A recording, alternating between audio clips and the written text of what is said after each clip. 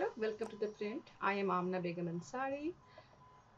Iran observed days of public mourning for former Supreme Leader Ali Khamenei, a man seen by many as the face of resistance against Western imperialism.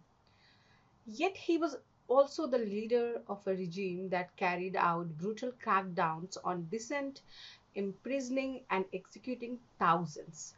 Like many powerful figures in history, his legacy will be debated for a long time.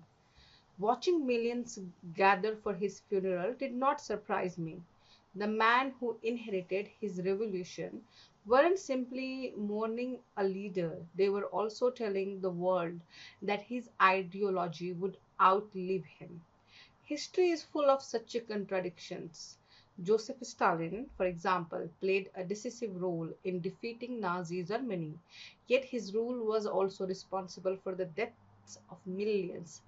When he died in 1953, people still mourn him, not because his brutality had disappeared from history, but because decades of propaganda, fear, and genuine devotion had shaped his public image.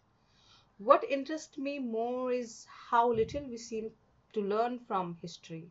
The debate around Khamenei's funeral quickly split into familiar ideological camps.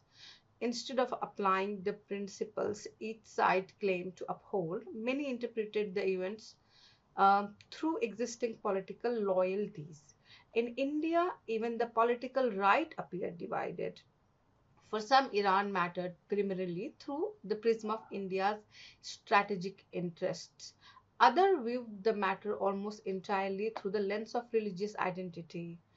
The left approached the issue from a different direction. Much of its sympathy for Iran has historically been shaped by opposition to what it sees as American and Israeli intervention in the Middle East. As a result, debates about Iran become less about the realities inside the country and more about larger geopolitical alignments. The Indian left was quick to condemn the American attack on Iran, and rightly so. Opposing military aggression is a principled position to take, but it opted for relative silence on Iran's human rights record. Its crackdown on dissent, its treatment of political opponent, and its oppression of women, they were nowhere to be found in leftist circles debate. To be fair, there are exceptions. Like Brinda Karat and Kavita Krishnan have spoken critically about developments in the country, but such voices are fewer. More often, the left's focus remain on opposing American and Israeli actions, while the authoritarian Iranian regime almost got a free pass. The relationship between the left and Islamist movement resemble a toxic love story. They repeatedly find themselves on the same side despite history repeatedly showing how fragile that alliance really is. We already know how the story ended in Iran. Leftists and Islamists stood together against the Shah, only for the Islamist Republic to later imprison, prosecute, and execute many of its former allies. Nevertheless, the relationship seems determined to ignore its own history. As an Indian Muslim woman, I cannot keep myself completely detached from the conversation. The bitter question must be asked, are Muslim women more collateral damage in other people's ideologies? That's the question I was thinking about while writing this column. National interest, ideological loyalty, resistance to imperialism, geopolitical strategy, the idea of Ummah, all of these seems to occupy a higher place in the hierarchy of political priorities. Women's dignity and freedom seems to be of importance only when there is no other issue at the hand. Every camp claims to be fighting for justice, yet when justice for women comes into conflict with political convenience, it is always women who are expected to wait. More disappointing is the fact that the problem is not just about the left or right. Many prominent voices who speak passionately about the injustice faced by Indian Muslims seems to have a little space to acknowledge the suffering of Iranian Muslim women or the gender apartheid imposed by the regime.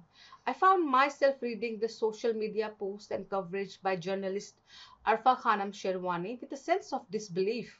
As an Ashraf Muslim, she may feel a cultural and emotional connection with Iran, but what kind of solidarity leaves so little room for the voices of women fighting for freedom?